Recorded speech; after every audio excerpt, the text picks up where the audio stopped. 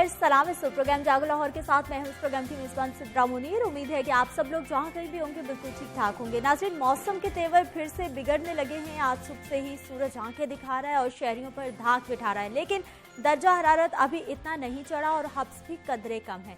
सावन के महीने का खैर यही रंग होते हैं वैसे कि एक पल तोला एक पल माशा, इधर बारिश बरसी और उधर जानलेवा हब्स होने लगता है। इसलिए गर्मी के मौसम में अपना खास ख्याल रखें।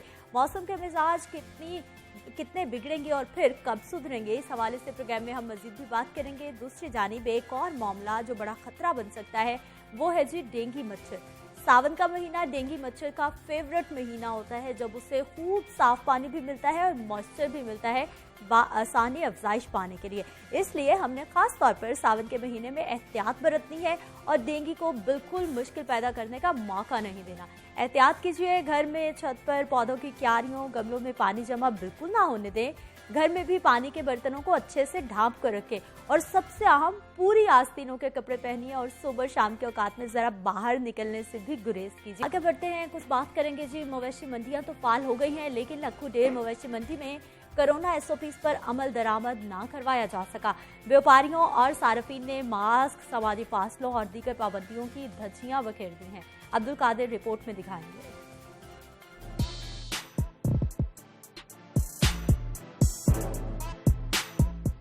ईद उल अजहा करीब आ गई, मगर शहर में लगाई गई मवेशी मंडियों की बद इंतजामी दूर न हुई। लखू डेर मवेशी मंडी में कोरोना एसओपीज की खिलाफ वर्जियां मामूल बन गयीं। इंतजामिया मवेशी मंडियों बारे अपने जारी किए गए ज़ाब्ता इखलाक पर अमल न करवा सकी। लखू डेर मवेशी मंडी में कोरोना का फैलाव रोकने के लिए हिफाजती इंतजाम तक न किए गए। व्यापारी और सार्फिन बगैर मास्क के जानवरों की खरीदो फरोख्त में मसरूफ हैं। मंडियों में मुअम्मर अफराद और बच्चों के दाखिले की पाबंदी पर भी अमल दरामद नहीं किया जा रहा। समाजी फासलों की धज्जियां उड़ाई जा रही हैं, जबकि टेम्परेचर चेक करने का भी बंदोबस्त नहीं है।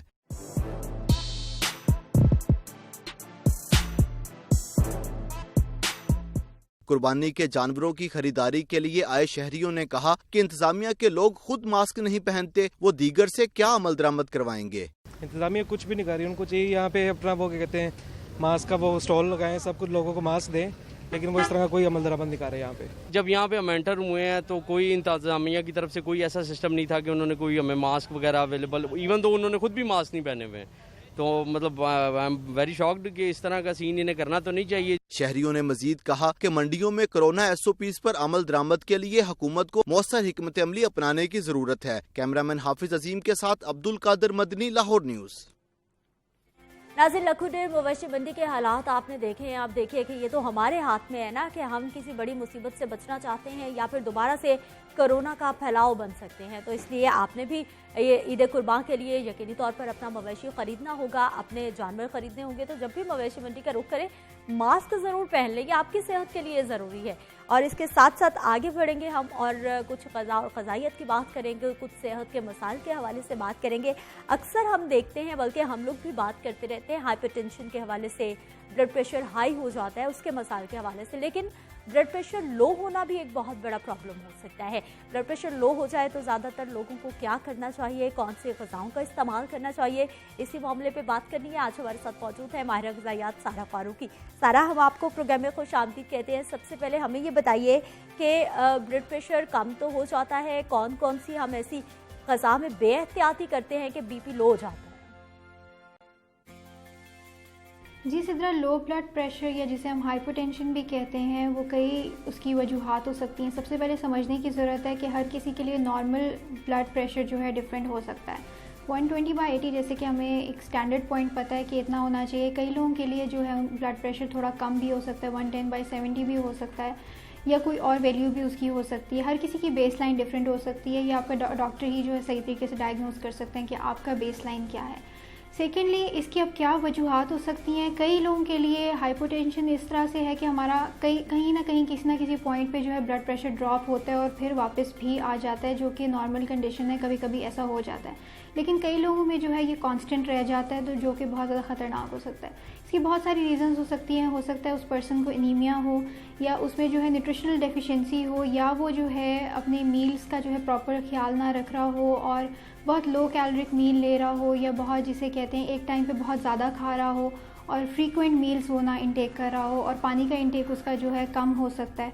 हो सकता है कि कोई प्रेग्नेंट लेडी हो, उन जो प्रेगनेंसी में भी जो है अक्सर ये कंडीशन होती है कि हाइपोटेंशन जो है हो सकता है। ठीक है सारा, हमें ये भी बताइए कि अक्सर हम देखते हैं कि कोई भी एक बीमारी हो तो साथ में बहुत सारी और इंटरलिंक बीमारियां भी इंसान पे अटैक करना शुरू हो जाती है, तो बीपी लो होना कितना खतरनाक हो सकता है?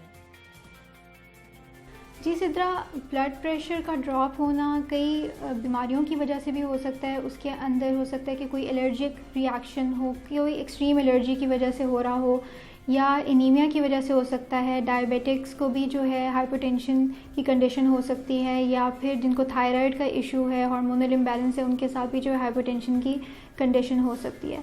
और इसके अलावा अगर जो है किसी कोई डिप्रेशन का मरीज़ है, किसी को सीवियर डिप्रेशन है या स्ट्रेस है, उस सूरत में भी जो है हाइपरटेंशन हो सकती है। कई लोग जो है इस तरह की मेडिकेशंस का इस्तेमाल कर रहे होते हैं, जैसे बीटा ब्लॉकर्स इस्तेमाल कर रहे होते हैं, ख़ास तौर पे जिन लोगों को हार्ट का प्रॉब्लम है, उनके लिए भी ये कंडीशन हो सकती है कि उनको हाइपरटेंशन हो सकता है। ठीक सारा, अब हमें ये बताइए कि लो ब्लड प्रेशर को किस तरह से कंट्रोल हम कर सकते हैं, कौन सी ग़िज़ाओं का इस्तेमाल बेहतर रहेगा?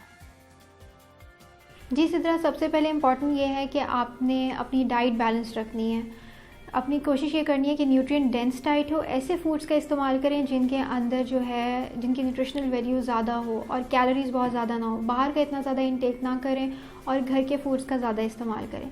और इसमें इम्पॉर्टेंट है कि आप पानी का इस्तेमाल जो है ज़रा ज़्यादा कर रहे हो। पानी के इस्तेमाल से बहुत ज़्यादा फ़र्क पड़ता है, और जितना कोशिश करें कि आप जो है पानी का ज़्यादा से ज़्यादा इस्तेमाल करें। पूरे दिन में एटलीस्ट 8 से 10 ग्लास पानी लाजमी पिया करें, और नॉर्मल टेम्परेचर पानी का इस्तेमाल करें। कोशिश ये करें कि खाने के फ़ौरन बाद इस्तेमाल ना करें, एटलीस्ट 30 to 40 मिनट्स का ब्रेक लें और उसके बाद फिर आप जो है पानी पी सकते हैं। और इसके अलावा जो है ऐसे फूड्स जैसे जिनके अंदर विटामिन B12 मौजूद है, फॉलेट मौजूद है, वो वाले फूड्स का ज़्यादा इस्तेमाल करें, क्योंकि अक्सर इनकी डेफिशिएंसी की वजह से भी जो है हाइपरटेंशन की कंडीशन हो सकती है। अब जैसे कि इनमें कौन कौन से फूड्स आपके पास आ जाते हैं, जैसे कि दालें हैं, फ्रूट्स हैं, आपके पास वेजिटेबल्स हैं, और इसके अलावा आपके पास मीट प्रोडक्ट्स हैं, एग्स हैं, चीज़ है, आप इनका इस्तेमाल करें। देखा जाए तो जितने भी आपके 4-5 फूड ग्रुप्स हैं, उन सब का जो है मॉडरेशन में इस्तेमाल करना बहुत ज़्यादा ज़रूरी है। जैसे कि मिल्क प्रोडक्ट्स हैं, आपके पास दूध दही का इस्तेमाल करें, आप कॉटेज चीज़ का इस्तेमाल कर सकते हैं, वहाँ से भी आपको ये मिनरल्स और विटामिन्स मिल जाएंगे। और कोशिश करें कि जैसे कि फ्रूट्स एंड वेजिटेबल्स जो सीजनल आपके पास मौजूद हैं, जो मार्केट में अवेलेबल हैं, उनका जो है ज़्यादा से ज़्यादा इस्तेमाल करें। घर में वैरायटी रखें, ख़ास तौर पे वेजिटेबल्स की वैरायटी रखें। डिफरेंट वेजिटेबल्स का जो है आप सैलड बना के जो है यूज़ कर सकते हैं, आप उसको लंच और डिनर में इस्तेमाल कर सकते हैं। साथ में जो है आप खाने के रायते की फॉर्म में, अगर आपको पसंद है, आप दही नहीं खा सकते, आप रायते की फॉर्म में भी उसे इस्तेमाल कर सकते हैं। और दूध लाजमी पिया करें। उसके अलावा फिर आ जाता है फ्रूट्स का इंटेक। फ्रूट्स का भी एटलीस्ट 2 से 3 जो है सर्विंग्स दिन में लाजमी रखा करें। आप चाहें तो उसका भी सैलड बना के रख सकते हैं, और आप उसे सैलड के तौर पे पूरे दिन में इस्तेमाल कर सकते हैं। और इसके अलावा आपके पास मीट प्रोडक्ट्स आ जाते हैं, जैसे कि जिनके अंदर प्रोटीन्स मौजूद है, जिनके अंदर और जो जिसे कहते हैं विटामिन्स मौजूद हैं। उसमें आपके पास फ़िश भी आ जाता है, ओमेगा 3 ओमेगा 6 फैटी एसिड इसके अंदर मौजूद हैं, जो बहुत इंपॉर्टेंट है, तो वो भी लाजमी इस्तेमाल करें। फ़िश का आप जो है इस तरह से कर सकते हैं कि हफ़्ते में 1 दफ़ा इस्तेमाल कर सकते हैं। उसके अलावा बीफ मटन का भी आप इस्तेमाल कर सकते हैं, वो आप हफ़्ते में 1 या 2 दफ़ा इस्तेमाल करें। कोशिश करें कि उसका जो फ़ैट कंटेंट है वो उससे जो है अलग कर दिया जाए, और आप उसको जो है लीन मीट के तौर पे, जिसे कहते हैं चर्बी के बगैर, आप उसको जो है इस्तेमाल कर सकते हैं, और अच्छे से पका के उसको आप यूज़ करें। उसके अलावा चिकन भी आप जो है इस्तेमाल कर सकते हैं, और अंडों का भी इस्तेमाल कर सकते हैं, तो इससे आपके जो है प्रोटीन सोर्सेज पूरे हो जाते हैं।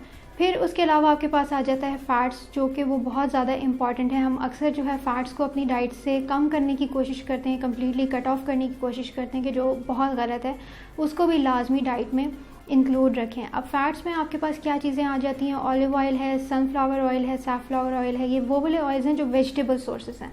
वेजिटेबल सोर्सेज से जो ऑयल्स आपको मिलते हैं उनका मैक्सिमम इंटेक रखें, और कोशिश करें कि अपने खाने पीने में या सालन वगैरह में जो है उसको कैलकुलेट करके उस तरह से इस्तेमाल करें। डायरेक्टली बॉटल से जो है उसको पोर ना किया करें अपने सालन में। उससे ये होता है कि क्वांटिटी इंक्रीज़ हो जाती है, और उससे आपका जो है जिसे कहते हैं कोलेस्ट्रॉल भी इंक्रीज़ हो सकता है, और बाद में आपको जो है वेट भी आपका जो है गेन हो सकता है। और इसके अलावा आप नट्स वगैरह भी यूज़ कर सकते हैं, जैसे आपके पास वॉलनट्स हैं, आलमंड्स हैं, पीनट्स हैं, आप जो है 1 हैंडफुल एक दिन में वो भी यूज़ कर सकते हैं। तो इस तरह से आप अपना जो है फ़ैट्स को भी इनकॉर्पोरेट अपनी डाइट में रख सकते हैं। बेसिक मकसद यही है कि आपने अपनी डाइट को बैलेंस रखना है थ्रू आउट द डे, और कोशिश करें कि लार्ज मील्स लेने के बजाय शॉर्ट मील्स या फिर स्मॉल फ्रीक्वेंट मील्स का ज़्यादा इंटेक करें, यानी एक वक्त में आपने थोड़ा खाया और उसके 2-3 घंटे के बाद फिर थोड़ा सा खाया, इस तरह से जो है आपके 5-6 मील्स पूरे दिन में हो जाते हैं। इस तरह से फिर ये होगा कि आपकी जो हाइपोटेंशन की जो कंडीशन है वो जो है ख़त्म हो सकती है या कम हो सकती है, क्योंकि कई दफ़ा ऐसा होता है कि जब हम एक वक्त में बहुत ज़्यादा खाने का इस्तेमाल करते हैं या ज़्यादा खाते हैं, उसकी वजह से भी हाइपोटेंशन की कंडीशन हो सकती है। बहुत शुक्रिया सारा फारूकी, आप हमारे साथ मौजूद रही और हमें मामलात के हवाले से बता भी रही थी। नाज़रीन, यहाँ पर वक्त एक शॉर्ट ब्रेक का, वापस आएंगे तो आपके मसाइल के हवाले से बात करेंगे।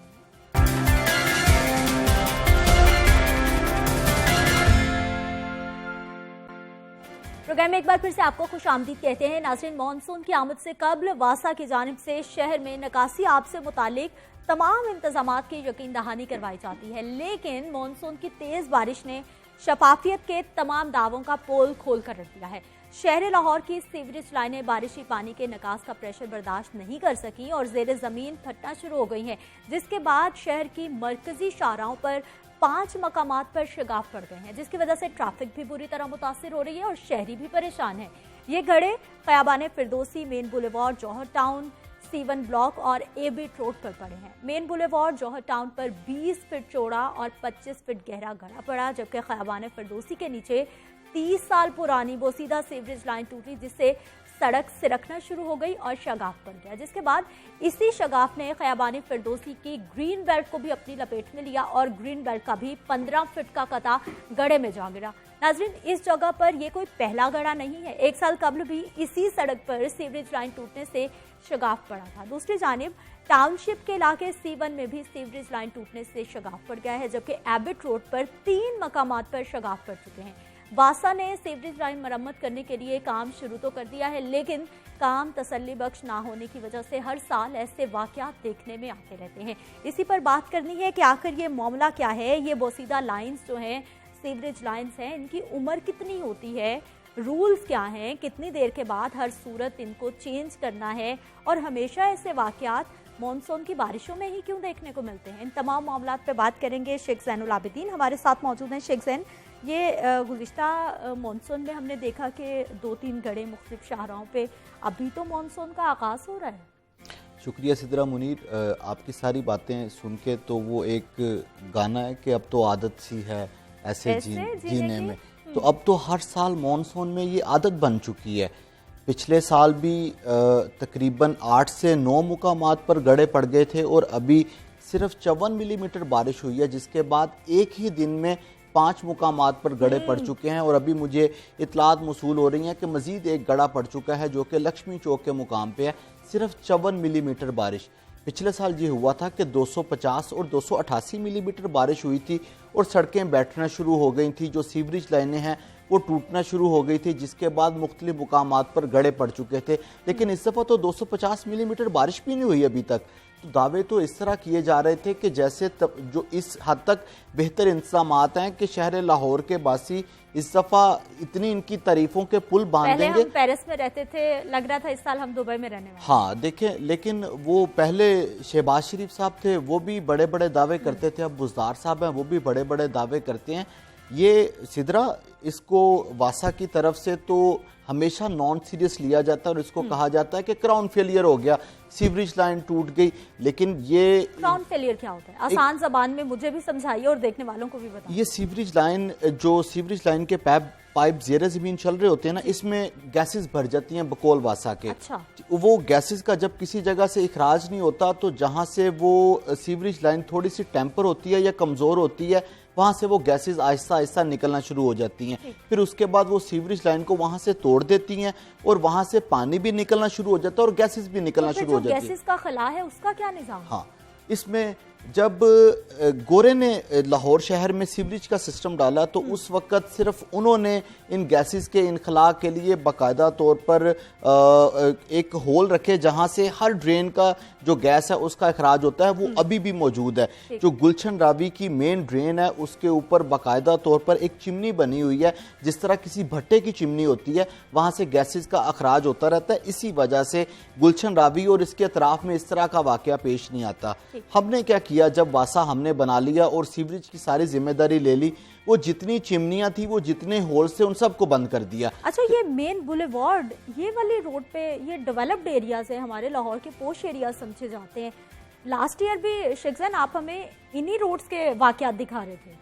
सिदरा 3 साल हो गए हैं इसी मेन बुलेवार्ड जोहर टाउन, जिसको ख़ियाबान फिरदौसी के नाम से जाना जाता है, इसके ऊपर 3 सालों में 3 गड्ढे पड़ चुके हैं। अभी ये जो रिसेंटली परसों की जो बात है, इससे 1 से 2 फरलांग दूर इसी सीवरेज लाइन के सेटल होने से, इसी सीवरेज लाइन का क्राउन फेलियर होने से इतना ही बड़ा शिगाफ पड़ चुका है। तो तब भी दावे यही किए गए कि कोशिश करेंगे कि अगले साल तक ये सीवरेज लाइन तब्दील कर दें, या हम इसके साथ ऐसा डिस्पोजल लगा रहे हैं कि इसकी गैसेस का इखराज हो जाया करेगा।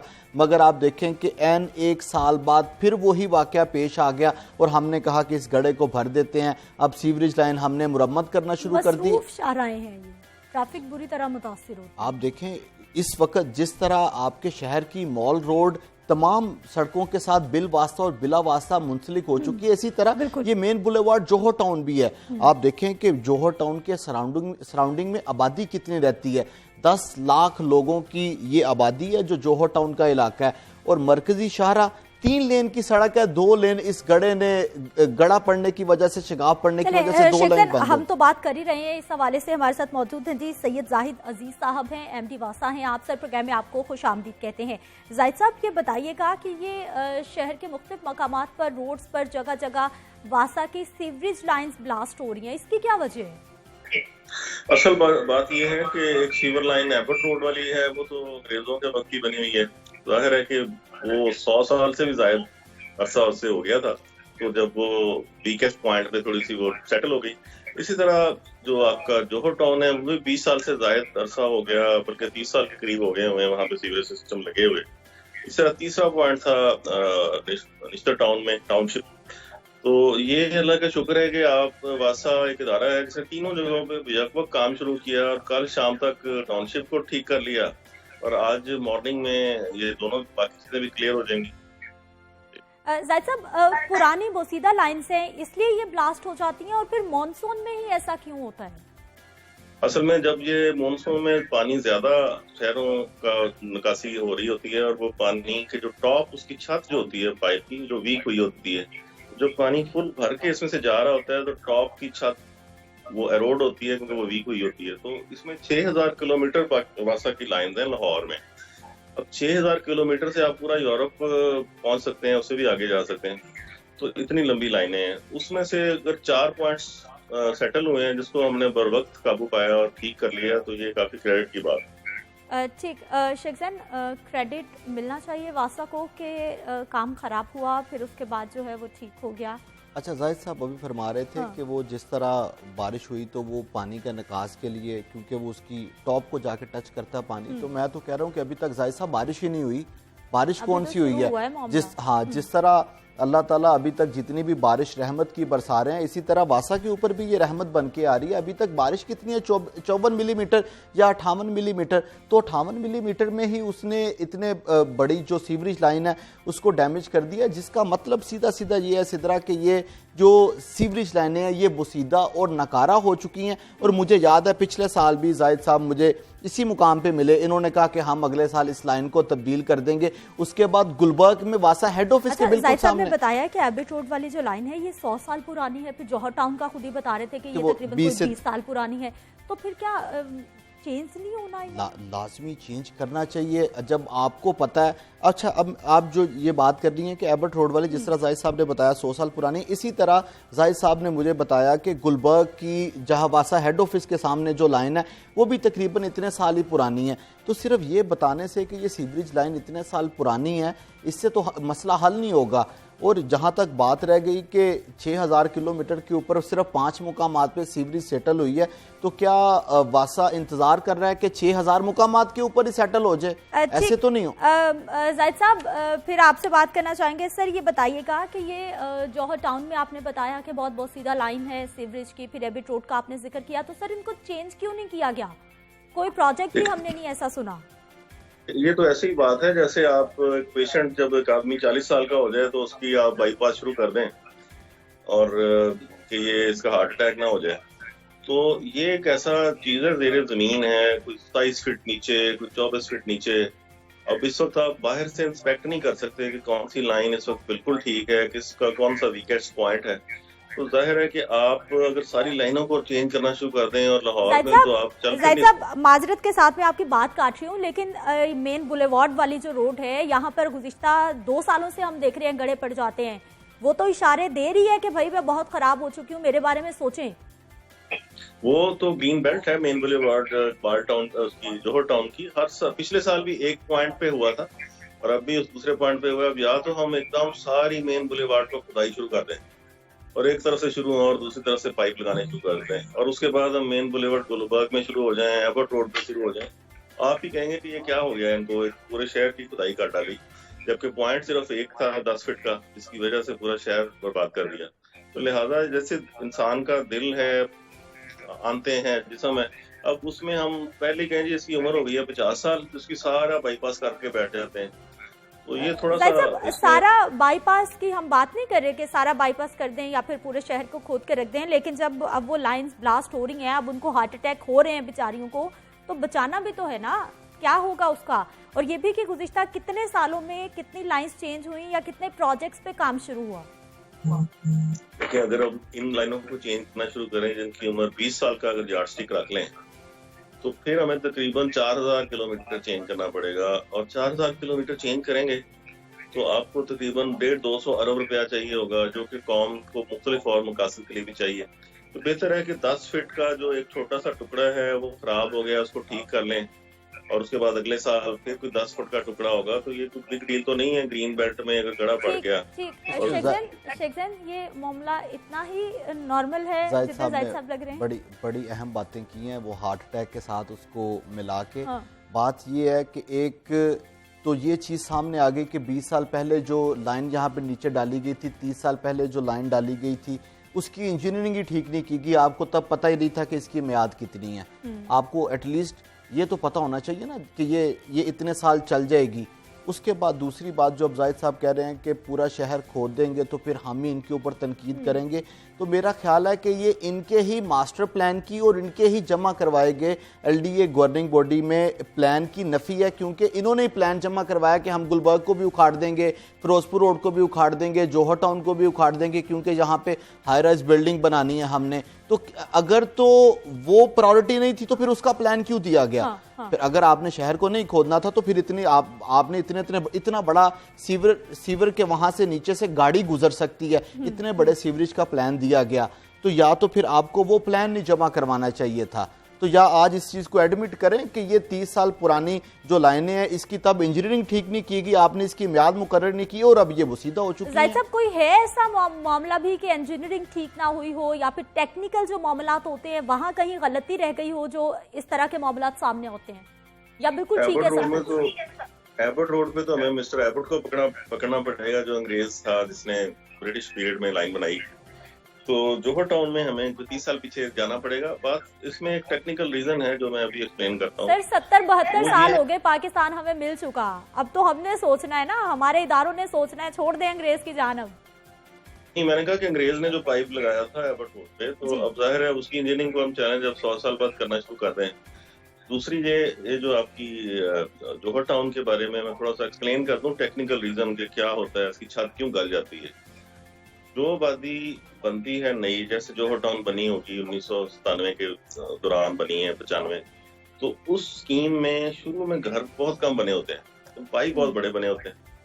पहले एक घर बनता है फिर दूसरा, तो पाइप सिर्फ गैस से भरे होते हैं और आबादी बिल्कुल नहीं होती, क्योंकि गैस ज्यादा होती है, पानी कम होता है, और शुरू के 10 साल उस नई लोकेलिटी में आबादी नहीं होती, तो वो छत उसकी गलनी शुरू हो जाती है गैस से।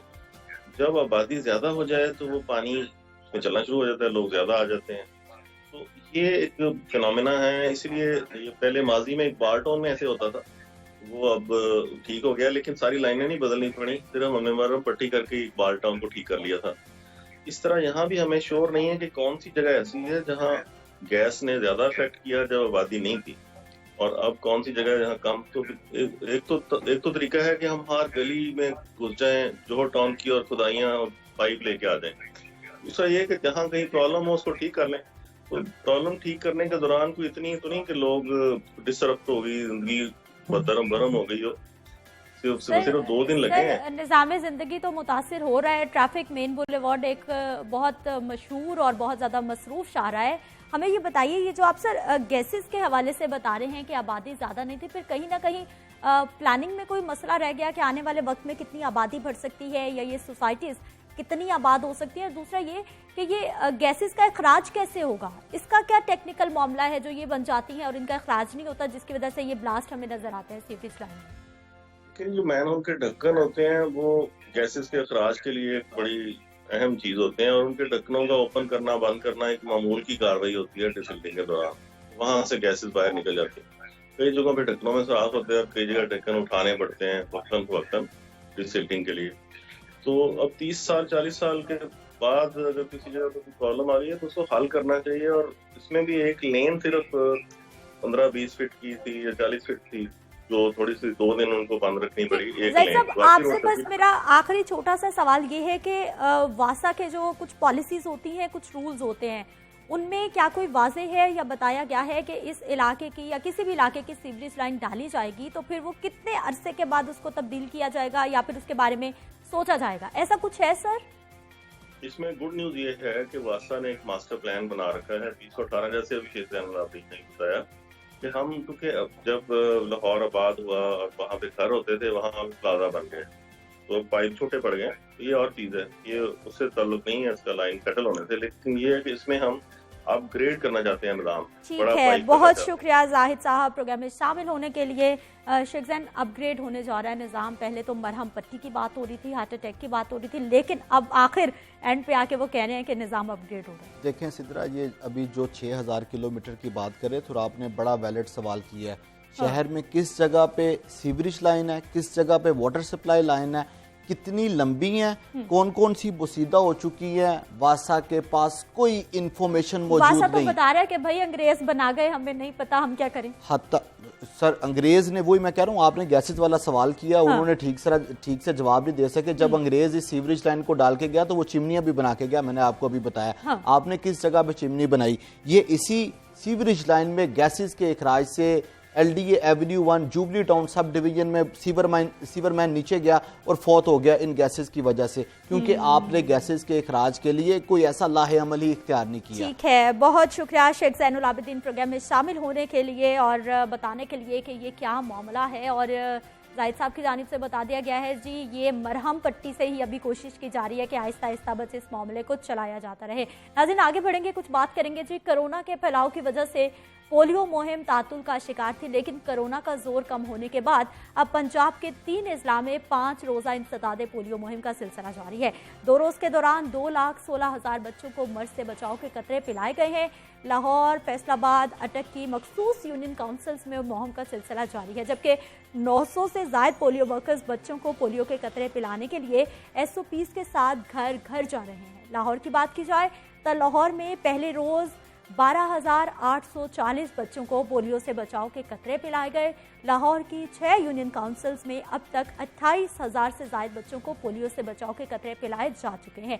मजीद कितने बच्चों को कितने पोलियो के कतरे पिलाए जाएंगे, ये मुहिम मजीद कितने दिन तक जारी रहेगी, इसी पे बात करेंगे जी। हमारे साथ मौजूद हैं डॉक्टर नादिया अता साहिबा हैं, डेप्यूटी डिस्ट्रिक्ट हेल्थ ऑफिसर हैं। आपको प्रोग्राम में खुश आमदीद कहते हैं।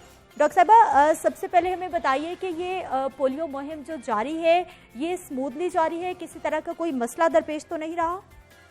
जी, अस्सलाम वालेकुम। फर्स्ट ऑफ ऑल मैं जो है वो अपने पाकिस्तानी मीडिया के लिए बहुत थैंकफुल हूँ। हमें जो खदशात थे कि जिस तरह से कोविड के बाद हम इस कैंपेन को स्टार्ट करने जा रहे हैं तो हमें बहुत सारे रिफ्यूजल्स का और परेशानियों का सामना करना पड़ेगा, लेकिन अल्हम्दुलिल्लाह हमारे साथ मिलके मीडिया ने इतनी अच्छी अवेयरनेस दी है कि हमें उस तरह की प्रॉब्लम फेस नहीं करनी पड़ी है। लोगों को ये मैसेज चला गया है कि SOPs जो हैं उनको प्रॉपरली फॉलो करके ये पोलियो के ड्रॉप्स जो हैं वो इंड्यूस किए जा रहे हैं, तो उस हवाले से हमें कोई रिफ्यूजल नहीं आया।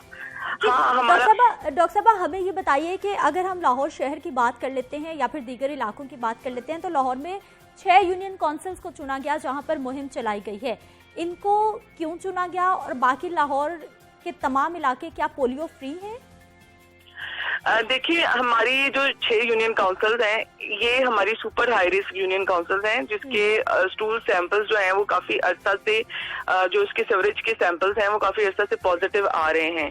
रीजन इज दैट कि एक तो इन यूनियन काउंसिल्स के अंदर हमारा लारिएडा आता है और हमारी मोबाइल जो माइग्रेटरी पॉपुलेशन है, जो हमारी हाई रिस्क पॉपुलेशन होती है, वो बहुत ज्यादा लोगों की आमदोरफ्त इन एरियाज में बहुत ज्यादा है। बिकॉज आप सबको पता है कि लाहौर जो है वो एक सेंटर है और जिसने कहीं भी मूव करना है वो लाहौर में आके स्टे लाजमी करता है। तो एक तो लारिएदा वजह है, दूसरा वजह ये है कि यहाँ पे हमारे पास नोमैड्स बहुत ज्यादा हैं, लोग हिजरत करते हैं, झुग्गियां बनाते हैं, आते जाते रहते हैं। और तीसरी जो है वो हमारे पास इन जगहों पे पश्तून सेटलमेंट बहुत ज्यादा है, बहुत सारे लोग हैं पख्तूनख्वा से, या बहुत सारे लोग जो हैं वो माइग्रेट करके आए हुए हैं अफगानिस्तान से। और आपको पता है कि अफगानिस्तान में अभी भी जो है वो पोलियो मौजूद है और बहुत ज्यादा वसी तादाद में मौजूद है। तो ये हमारी वो यूनियन काउंसिल्स हैं जिनमें हमारी पश्तून पॉपुलेशन जिनको हम बोलते हैं वो बहुत ज्यादा है। ठीक, डॉक्टर साहबा ये बताइए कि ये पोलियो के हवाले से मजीद लाहौर शहर के कौन कौन से यूनियन काउंसिल्स या जोन्स या कौन कौन से इलाके हैं जो ज्यादा खतरनाक हैं और उनके लिए क्या प्लानिंग है, वहाँ पर मुहिम कब होगी? इंशाल्लाह अगस्त में हमारे ओवरऑल लाहौर में जो है वो कैंपेन होने जा रही है।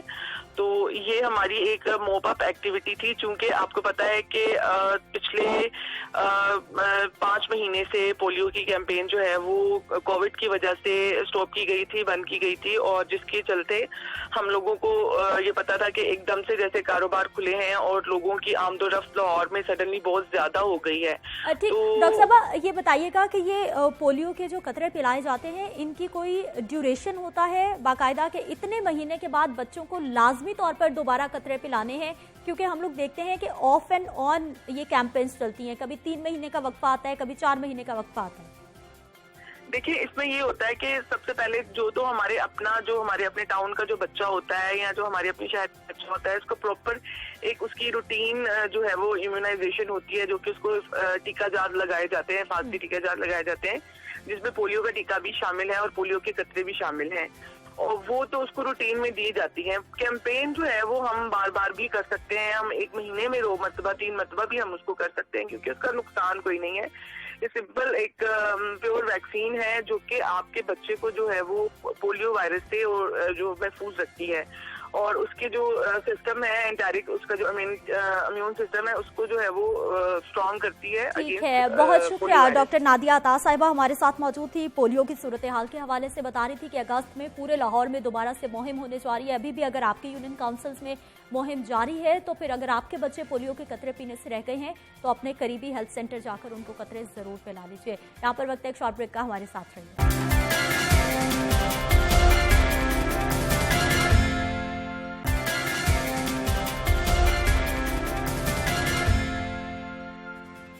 प्रोग्राम में एक बार फिर से आपको खुश आमदीद कहते हैं। नाज़रीन, ब्रेक पे जाने से पहले हमने बात की है जी मवेशी मंडियों के हवाले से, मर्द हजरात की तैयारियों के हवाले से, क्योंकि बकरा ईद पर मर्द हजरात की बस यही तैयारी होती है कि जेब में रकम कितनी है और कितने का हमने कुर्बानी के लिए जानवर खरीदना है। लेकिन अब हम कुछ बात करने वाले हैं जी ख़वातीन की तैयारी के हवाले से, जो कि बड़ी ईद पर भी देखा जा रहा है कि ज़ोरों शोर से जारी है। तो इसी की सहूलत के लिए, आपकी सहूलत के लिए आज हमारे साथ अफशा जमाल डिज़ाइनर हैं जी फैशन, आप मौजूद होंगी और बात करेंगे हम कि ईद कुर्बान पर क्या ट्रेंड है। गर्मी बहुत ज़्यादा है, मानसून का मौसम है, कैसे कलर्स इन हैं, कौन से कट्स होंगे। अफशा, प्रोग्राम में आपका खुश आमदीद कहते हैं, कैसी हैं आप? ठीक ठाक, सलाम। सबसे पहले तो हमें बताइए कि आपके ईद के कपड़े बन गए, ईद की तैयारी हो गई आपकी? डिज़ाइनर्स के पास बहुत कुछ होता है, वो जो मर्जी पहन लें वो हो जाता है। इसका मतलब कभी कोई प्रॉब्लम नहीं होती? नहीं, कभी नहीं। अच्छा, ट्रेंड्स बताइए हमें। बकरा ईद की आमद है, ख़वातीन ने ज़रा घरों में काम शाम भी करने हैं, इजी भी रहना है। बिल्कुल ऐसे, ये मोस्टली ये होता है कि ख़वातीन कपड़े ज़रूर बनाती हैं लेकिन सारा काम शाम करके उसके बाद वो जो है ना तैयार श्यार होते हैं जब जाना। हाँ। बिल्कुल, मोस्टली हमारी वैसे पाकिस्तानी फैमिलीज अगर आप देखें तो जॉइंट फैमिली सिस्टम ज़्यादा होते हैं, तो बच्चे और मर्द हजरात तैयार हो जाते हैं और ख़वातीन वही गोश्त लेके बैठी होती हैं, वो बांट के उसके बाद उनकी बारी आती है और वो उसके बाद ही तैयार होती है। लेकिन फिर भी अफशा, ईद पर तैयारी तो ज़रूरी है, हाँ, लाजिम है, ईद के कपड़े बनना भी लाजिम है। बिल्कुल ऐसा ही है। ये तो एक हमारे त्यौहार है, हमारा कल्चर है। उसके अलावा मुसलमानों के लिए यही दो बड़े मेन जो है इवेंट्स हैं, आप कह सकते हैं। तो ईद पे खुशी भी बड़ी होती है और एक्चुअली इस ईद पे बिकॉज़ आपको पता है हमारे जो सिचुएशन चल रही थी, फिर भी लोगों ने काफ़ी ज़्यादा जो है शॉपिंग की है, ऑनलाइन शॉपिंग बहुत ज़्यादा की है। हाँ, ऑनलाइन कर लें, एहतियात के साथ आप कर लें, कोई बुरी बात नहीं है, लेकिन अगर आप एहतियात भी ना करें और शॉपिंग पे निकल जाएं तो फिर तो खतरा बढ़ सकता है। अफशा, कलर्स के हवाले से हमें बताइए कि कौन से कलर्स हैं जो फैशन डिजाइनर्स बहुत इस्तेमाल कर रहे हैं। सिद्रा, बेसिकली गर्मी बहुत है, लेकिन कुछ लोग लाइट कलर्स भी यूज़ करें, लेकिन ईद की बात आती है तो फिर वो आपको आता है कि कलरफुल होना चाहिए, थोड़ा आउटस्टैंड करना चाहिए।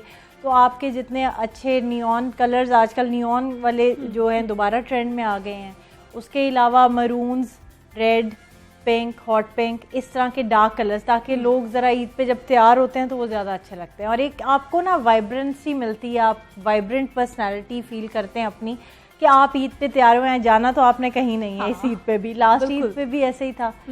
तो कलर, जितना कलर अच्छा होगा, डार्क होगा। आप फिर भी अपनों से मिल सकते हैं ना, आप कॉल्स कर सकते हैं, वीडियो कॉल्स कर सकते हैं, इस तरह आप सारे जो हैं वो कहीं ना जाते हुए भी एक होकर बैठ सकते हैं। वो यही सीन है कि आपने ईद पे घर पे भी रहना है, लेकिन आपको एक वो मिलेगा, चाहत होती है कि आपने तैयार होना है, आपने स्काइप पे जाना है, वीडियो कॉल करनी है। इवन मिलना मिलाना भी चल रहा है जिन लोगों के घरों में। देखें, पाकिस्तान में तो इतनी ज़्यादा अभी सिचुएशन काफ़ी बेहतर हो गई है। लास्ट ईद को अगर देखा जाए तो उस ईद के हवाले से और इस ईद में आई थिंक बहुत ज़्यादा फ़र्क है। तो लोग शॉपिंग पहले कर चुके हैं, जो लास्ट ईद पे वो उनको प्रॉब्लम हुई है। अफशा, आपने हमें कलर्स तो बता दिए हैं कि लाइट भी हैं, ब्राइट भी हैं, जो आपका दिल चाहे, जो आपको पसंद है आप कलर पहन सकते हैं। अब हमें ये बताइए कि प्रिंट्स फैशन में है या फिर प्लेन फैशन में? प्लेन ज़्यादा। गर्मियाँ थी तो लेसेस ज़्यादा लोगों ने पसंद किया है। लेसेस क्योंकि कॉटन के कपड़ों के साथ जो है ना, कॉटन के साथ मैच करती हैं।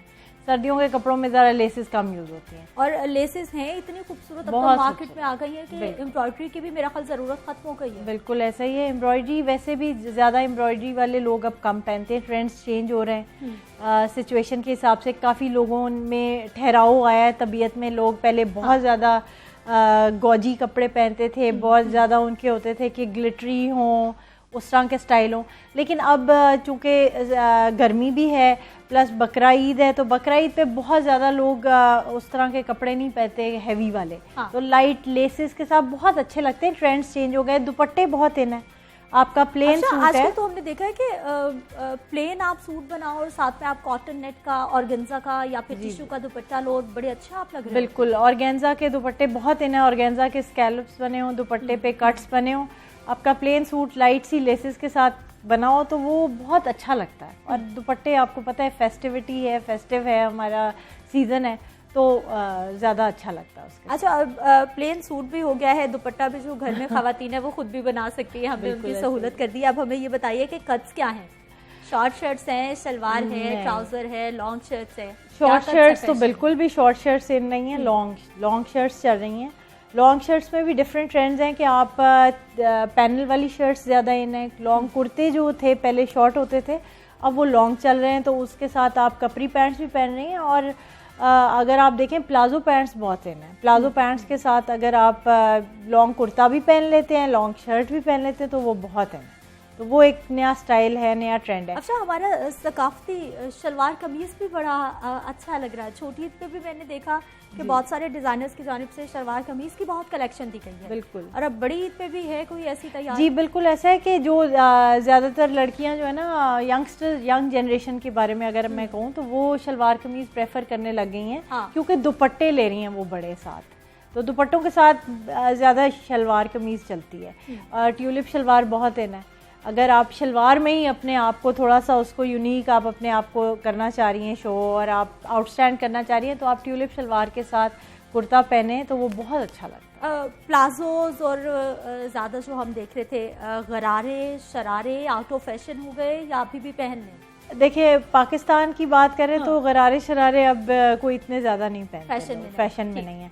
लेकिन अगर आप यूएस मार्केट देखें, हमारे पाकिस्तानी जो वहाँ पे हैं वो अभी भी उसी ट्रेंड को फॉलो करते हैं और उनकी डिमांड होती है कि हमें गरारा चाहिए, बच्चों के लिए, लड़कियों के लिए हमें शरारा चाहिए, और वो अभी भी वही एथनिक स्टाइल मांगते हैं। अच्छा, वैसे मैं भी उसी ट्रेंड को फॉलो करती हूँ कि जो आपको सूट कर रहा है फैशन वही, ना कि ये कि आप अंधाधुंध तकलीद करो, चाहे वो आपको सूट करे ना करे, आप वो कर रहे हैं। बहुत सी खवातीन ऐसी होती है जो सूट नहीं भी करता तो पहनती भी चल रहा होता है ना। बट ये है कि आपका देखें कॉन्फिडेंस लेवल है, अगर आप कॉन्फिडेंस से कैरी कर सकते हैं कोई चीज़ ऐसी जो कि नहीं चल रही, तो आई थिंक दैट्स गुड। आपकी पर्सनैलिटी पर डिपेंड करता है आप क्या चीज़ पहनती हैं, कैसे पहनती हैं और उसको कैसे लेके चलती हैं। कितना ज़रूरी है फैशन भी करना है, अपने कंफर्ट जोन में भी रहना है और अच्छे भी लगना है। देखें तीनों चीज़ें बहुत मिलती जुलती हैं, बेसिकली तीनों चीज़ें होती हैं फैशन में। कुछ फैशन ऐसे होते हैं जो कि बहुत ज़्यादा आपको जिसमें आपको तकलीफ़ होती है, कुछ फैशन होते हैं, लेकिन यह कि फ़ैशन में आके आप कुछ भी, ख़वातीन को फ़ैशन में कोई प्रॉब्लम नहीं है, वो कुछ भी कर सकती हैं। तो आई थिंक कि ट्रेंड्स के हवाले से अगर देखा जाए तो आजकल लाइट है, सब कुछ सिंपल है, प्लस ये कि बहुत इजीली आपके लिए अवेलेबल भी है, ऑनलाइन अवेलेबल है। पहले तो आप मार्केट जाती थी, मार्केट से आपने चीज़ ढूंढ के लेनी है, अब आपको हर तरह का ब्रांड ऑनलाइन अवेलेबल है, तो आपके लिए वो हैसल खत्म हो गया। अच्छा, दो नंबरी है, बिल्कुल ऐसे ही है। दो नंबरी की वजह से ये होता है कि कई ऐसे ब्रांड्स हैं जो कि जिनका काम बहुत अच्छा है, जैसा कि मैं अगर अपना देखूं तो मैं ये फील करती हूँ कि लोगों में अभी भी पाकिस्तान में उतना ट्रस्ट नहीं है ब्रांड्स के हवाले से, क्योंकि ऑनलाइन शॉपिंग आप कुछ मंगवाते हैं और जब वो आपके पास पहुंचता है तो उसका कलर फ़र्क होता है, क्योंकि आप देखें क्वालिटी बहुत खराब है। क्वालिटी भी कई, लेकिन ब्रांड्स जो हैं देखें, जो अच्छे ब्रांड्स हैं वो अपनी क्वालिटी पे कभी कॉम्प्रोमाइज़ नहीं करते। अच्छा, हमें प्रिंट्स के हवाले से बताइए कि प्लेन तो फैशन में है, लेकिन गर्मियों के प्रिंट्स भी बड़े खूबसूरत लगते हैं। जी बिल्कुल, दरख्त पौधे हैं, जानवर हैं, क्योंकि मुख्तलिफ ऐसी चीजें देख रहे हैं। बिल्कुल, पहले तो ट्रेंड बड़ा चला था परिंदों का। हाँ जी, अभी वो ऐसा कोई ट्रेंड नहीं है, लेकिन ये है कि फूल फ्लावर्स तो फ्लोरल प्रिंट्स आपको पता है हमेशा ही इन रहते हैं। प्रिंट्स में ज़्यादा फ्लोरल होते हैं, लेकिन एब्स्ट्रैक्ट प्रिंट्स बहुत ज़्यादा इन है।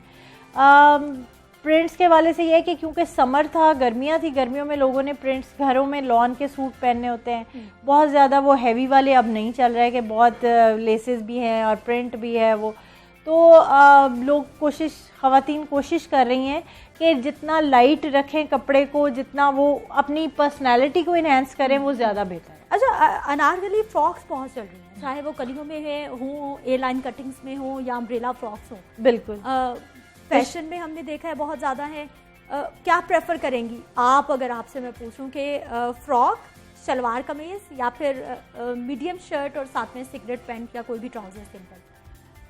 मैं तो आई थिंक शलवार कमीज ज़्यादा प्रेफर करूँगी। बेसिकली फ्रॉक्स जो है ना वो हर एज के लोग नहीं पहन सकते, यंगस्टर्स पहनती हैं, उसके लिए आपकी एक फिजिक होनी चाहिए, वो उसके साथ आपको अच्छा लगता है। अच्छा, वैसे ज़्यादातर फैशन जो है मेरा ख्याल यंगस्टर्स ही फॉलो करती हैं, लड़कियां जो हमारी माएँ हैं या फिर मिडिल एज में पहुंच चुकी हैं, उनका तो बस एक स्पेसिफिक स्टाइल वो अपना अपना लेती हैं, चाहे वो मीडियम शर्ट है, साथ में ट्राउज़र है या शलवार कमीज है, वो फिर उसी पे रहती है। हाँ बिल्कुल ऐसा ही, हमारा मिडिल एज तो नहीं मैं कहूँगी, middle age is like youngsters होते हैं, लेकिन मिडिल से अगर आप ऊपर जाए, जो मदर्स हैं वो ज़्यादा कोशिश करती हैं कि वो अपना एक स्टाइल वाकई बना लेती हैं और उसी को फॉलो करती हैं। उनको कुर्ता नहीं चाहिए होता है, उनको कट वाली शर्ट चाहिए होती है, ट्राउजर्स चाहिए होते हैं, दुपट्टे चाहिए होते हैं, तो उनका एक स्टाइल होता है और वो उसी को बेहतर है वो फॉलो करें। Short kurti, short frock, peplum jeans के साथ, प्लाजो के साथ, बिल्कुल भी मैं नहीं कहूँगी कि आजकल अभी इन नहीं है, सीज़न के हिसाब से नहीं है, क्योंकि गर्मी है, गर्मी में आप जितना कम कपड़ा यूज़ करें वो ज़्यादा बेहतर है। शॉर्ट कुर्ती अगर मैं कहूँ तो हाइट के हिसाब से भी होता है, कई लोगों की हाइट बहुत कम होती है तो उनको लॉन्ग शर्ट वो पहनेंगे तो वो और छोटे लगेंगे, तो बेहतर होता है कि जो जिनके हाइट शॉर्ट है वो शॉर्ट कुर्ती पहने, तो वो उसमें उनको वो थोड़ी सी टॉलर लुक आती है, तो पहनती हैं लड़कियां नॉर्मली। अगर आप देखें तो डे टू डे वेयर में आप पहन सकते हैं, बट चूंकि फैशन लॉन्ग का है तो लोग ज़्यादा ट्रेंड को फॉलो करते हैं और लॉन्ग ही। अच्छा, हम प्रिंटिंग की बात कर रहे थे, जो फ्लोरल प्रिंट है वो तो चलते ही रहते हैं, लेकिन उसके साथ साथ जो हम ब्लॉक प्रिंट्स देख रहे हैं पिछले बहुत सालों से फैशन में, और अभी भी मैं देख रही हूँ कि शर्ट्स पे दिखाई दे रहे हैं ब्लॉक प्रिंट। बिल्कुल, ब्लॉक प्रिंट का फैशन दोबारा से आ रहा है। पहले बीच में पहले बहुत ज़्यादा था कि उसी पे काम भी हो रहे थे और लोग वही सीक्वेंस वगैरह लगवा रहे थे। बट अभी अगर आप ऑर्गेन्जा के दुपट्टे देखें तो उस पर अगर ब्लॉक प्रिंट हो जाए तो वो बहुत उसके ऐसे लुक आती है जैसे आपने बहुत कोई काम किया हुआ है, बट वो बिल्कुल लाइट से होते हैं और पहनने में बहुत इजी टू वेयर है। तो ब्लॉक प्रिंट का फैशन दोबारा आ रहा है। आई थिंक नेक्स्ट ईयर आपको ब्लॉक प्रिंट ज़्यादा नजर आए। ज्योमेट्रिकल प्रिंट आउट हो गए, चले। ज्योमेट्रिकल प्रिंट्स का ये है कि देखें हर एक की पर्सनैलिटी है, हर एक को सूट नहीं करता। अभी मार्केट में भी कम दिखाई दे रहे हैं, डिजाइनर्स भी फॉलो नहीं कर रहे। एक्चुअली ये होता है कि मार्केट ट्रेंड्स फॉलो करती है, जो डिजाइनर्स बना रहे होते हैं ना, तो मार्केट में भी कपड़ा वही बनना शुरू हो जाता है। तो जो बनाने वाले लोग हैं वो भी टेक्सटाइल वाले लोग उसी ट्रेंड को फॉलो करते हैं। वो कभी भी आउट ऑफ द वे जाके एक ट्रेंड नया नहीं लाएंगे, वो लाएंगे वो क्योंकि डिज़ाइनर्स को फॉलो कर रहे हैं, तो वो डिज़ाइनर्स के ऊपर डिपेंडेंट होते हैं कि जो वो बना रहे हैं उसको वो फॉलो करें। अच्छा अफशा, ऑनलाइन मार्केटिंग की जब हम बात करते हैं कि ऑनलाइन शॉपिंग भी हो रही है, लेकिन उसमें एक बहुत बड़ा प्रॉब्लम ये है रेप्लिकास।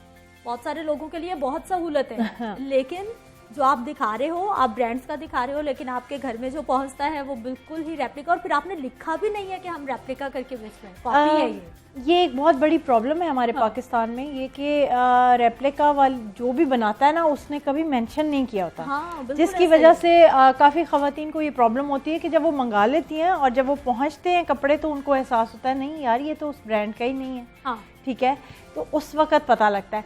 तो इसमें यह है कि आपको देखें जितनी आपको नो हाउ होगी उतना ही आपके लिए अच्छा है। अब तो लोगों को ऑनलाइन जाके हर चीज़ ढूंढने का इतना पता लग गया, अब वो देखते हैं, वो सवाल करते हैं, इवन आपके कलर तक को वो पूछते हैं कि ये कलर जो है ये आपने जो तस्वीर में लगाया है यही कलर है ओरिजिनल या चेंज है। क्योंकि कई दफ़ा ऐसा मेरे साथ भी एक दो दफ़ा हो चुका है कि मैंने ऑनलाइन कलर देख के मंगाया और जिस कलर की वजह से मैंने मंगवाया वो कलर ही नहीं था। तो काफी मुझे एक ही एक्सक्यूज होता है कि ये कैमरे की वजह से, लाइट्स की वजह से चेंज हो जाता है। बिल्कुल ऐसा ही है, ऐसा ही है। अच्छा अफशा, हमें ये बताइए कि खवातीन के फैशन के हवाले से तो हम बात कर ही रहे हैं, लेकिन ऑनलाइन एक बार जो बंदा धोखा खा जाता है ना, मेरा ख्याल दोबारा नहीं हो जाता। नहीं, अब फिर दोबारा कोशिश करते हैं, जाते हैं, लेकिन वो यही है कि फिर सोच समझ के, फिर वो काफ़ी क्वेश्चंस करते हैं आपसे। एक लाइजॉन होता है आपका एक ऑनलाइन कस्टमर के साथ, वो ये होता है कि आप जब आपकी एक बंदे की पता लग जाता है कि yes she is interested to buy your dressing, तो उसमें वो आप फिर उसके साथ व्हाट्सएप पे रब्ता करते हैं। फिर आप उनको अपने कपड़े जो हैं जाके या तो वीडियो कॉल पे दिखाते हैं या उनसे डायरेक्ट बात कर रहे होते हैं। महंगाई की भी बता दीजिए कितनी बढ़ गई? कपड़ा मार्केट में बहुत महंगा हो गया, बहुत ज़्यादा। जो चीज़ आप उसमें क्या प्राइसेस की मैं बात करूं कि सिंपल काफ़ी बढ़ गई, बहुत ज़्यादा एक्सपेंसिव हो गए हैं कपड़े। अभी ये है कि चूँकि ईद आ रही है और लोगों की सेल उस तरह नहीं हुई, तो आई थिंक कि ये है कि लोगों ने सेल लगा दी। ठीक है, बहुत शुक्रिया हमारे साथ प्रोग्राम में शामिल होने के लिए अफशा, और हमें बताने के लिए कि कौन कौन से कलर्स फैशन ट्रेंड में हैं। खवातीन ने ज़रूर प्रोग्राम देखा होगा और आपको पता चल गया होगा कि ईद का जोड़ा आपने कैसे तैयार करना है, आसानी से, सहूलत से, घर बैठे ऑनलाइन खरीदने, लेकिन किसी ब्रांड से ही खरीदिए, फिर ही अच्छा मिलेगा। मुझे इजाज़त दीजिए, इंशाल्लाह कल मिलेंगे। अल्लाह निगहबान।